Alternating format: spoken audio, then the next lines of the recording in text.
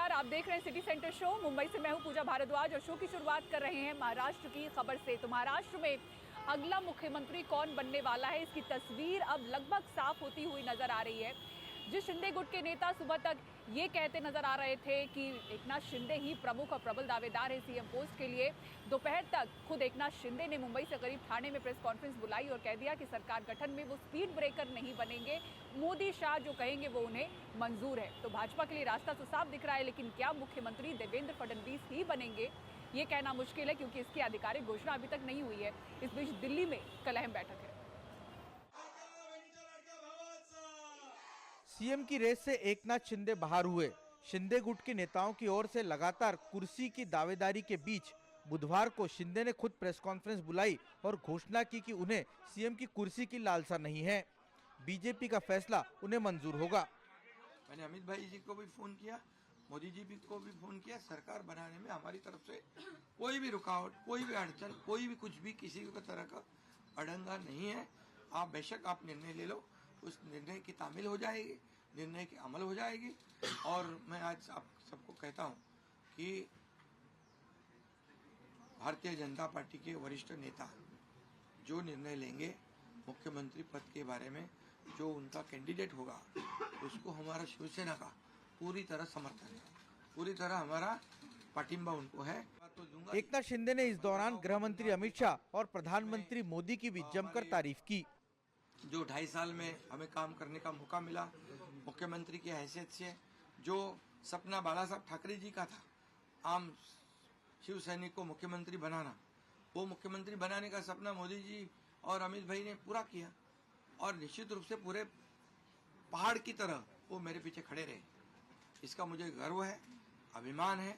और उन्होंने जो सपोर्ट किया पिछले 2.5 साल में सरकार को आगे बढ़ाने में, फंड्स के प्रोविजन में, सब जो हर क्षेत्र के विकास के लिए उन्होंने पूरी तरह योगदान दिया है, इसलिए मैं उन दोनों का बहुत बहुत काफी आभारी हूँ। 132 सीटों के साथ सबसे बड़ी पार्टी बनकर उभरी बीजेपी ने शिंदे को शुक्रिया अदा करने में बिल्कुल देरी नहीं की।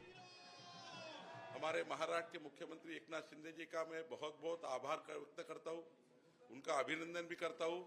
महाराष्ट्र के मुख्यमंत्री के बारे में जो भी निर्णय करेंगे वो माननीय प्रधानमंत्री नरेंद्र मोदी जी, हमारे अमित भाई और हमारा केंद्रीय नेतृत्व निर्णय करेगा। जो केंद्रीय नेतृत्व निर्णय करेगा वो हम सबको मान्य है। ये भूमिका माननीय एकनाथ शिंदे जी ने ली है। ये महाराष्ट्र के हित के लिए, महाराष्ट्र को आगे लेके जाने के लिए, विकसित भारत के साथ विकसित महाराष्ट्र के लिए बहुत महत्वपूर्ण है। हमारी महायुति में कभी भी कोई एक दूसरे के प्रति अलग मत ये रहा नहीं है।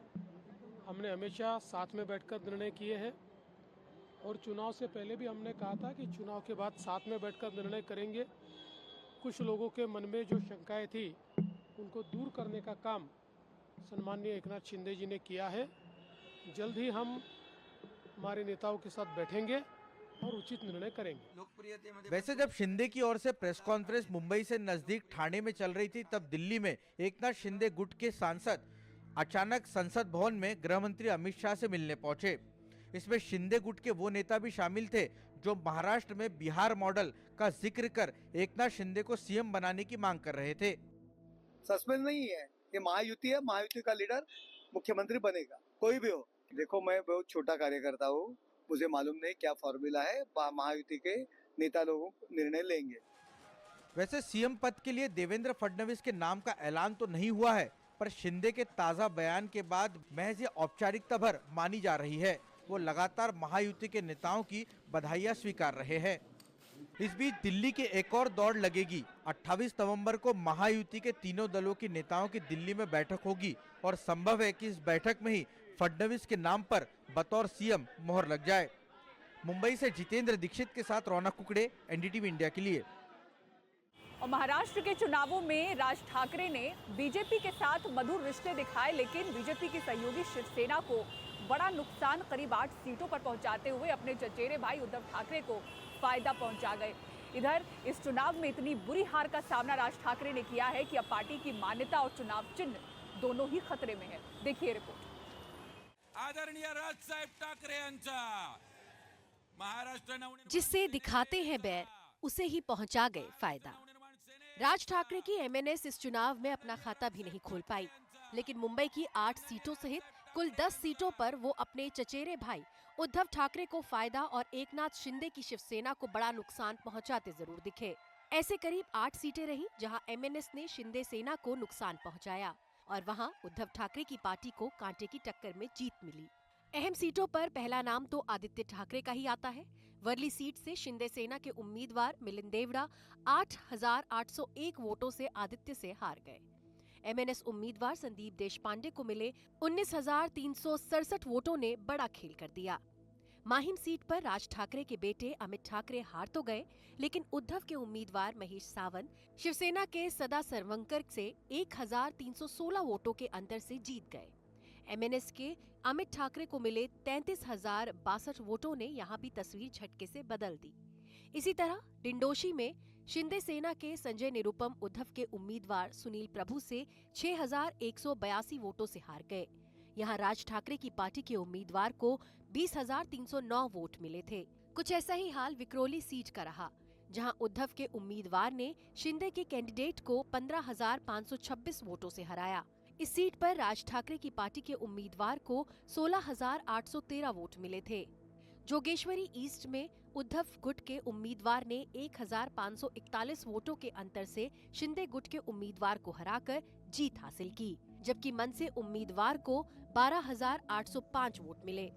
मुझे लगता है कि एमएनएस और भाजपा में काफ़ी समन्वय था, कोऑर्डिनेशन अच्छा था, लेकिन शिंदे की शिवसेना के साथ उनका कोऑर्डिनेशन नहीं था। नुकसान दोनों को हुआ है।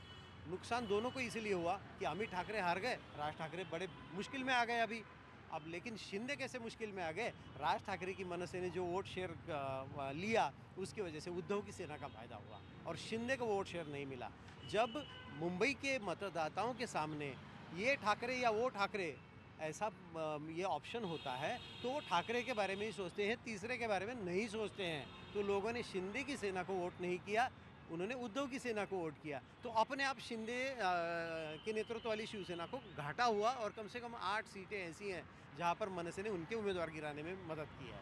माझ्या तमाम हिंदू बांधवांनो, भगिनींनो आणि मातांनो, चुनावों में बीजेपी से मधुर रिश्ते दिखाती रही एमएनएस की तरफ से शिंदे गुट को नुकसान पर बीजेपी कहती है कि एमएनएस से कोई तालमेल नहीं था।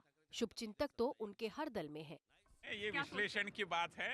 हमारा तालमेल हमारी जो महायुति है उसी के साथ था और किसी के साथ तालमेल नहीं था। शुभचिंतक तो हमारे अन्य दलों में भी है। ऐसा क्यों मानते हैं? कई ऐसे दल हैं जो विपक्षी दल है कानून से, मगर वो हमारे शुभचिंतक हैं।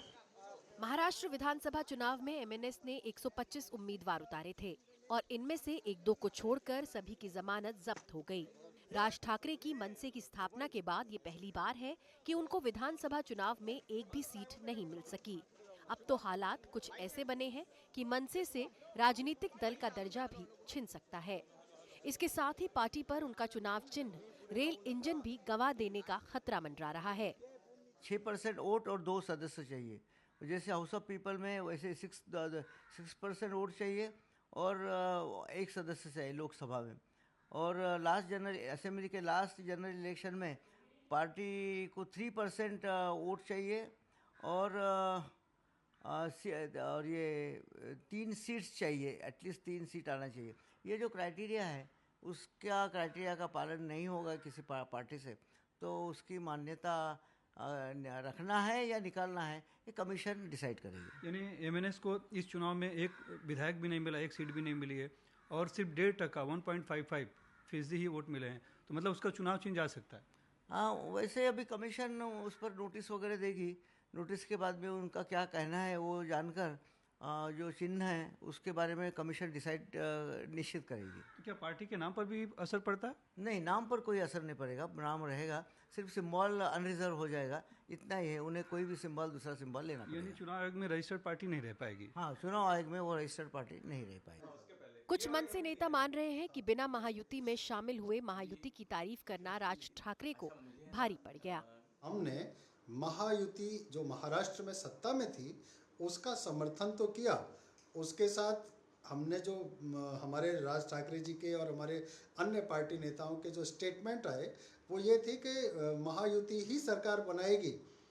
हम ये मानते हैं कि उनकी प्रशंसा करने के साथ साथ हमें उस महायुति का हिस्सा हो जाना चाहिए था। हम महायुति का हिस्सा नहीं थे और इसके बावजूद इसका प्रचार कर रहे थे। ये भी एक बड़ी वजह है हमारी हार की। इस बार लड़ाई अस्तित्व बचाने की भी रही। राजनीतिक गलियारों में चर्चा ये भी शुरू हो गई है कि क्या चचेरे भाई अपना सियासी भविष्य बचाने के लिए एक बार फिर साथ आएंगे। मुंबई से ब्यूरो रिपोर्ट, एनडीटीवी इंडिया।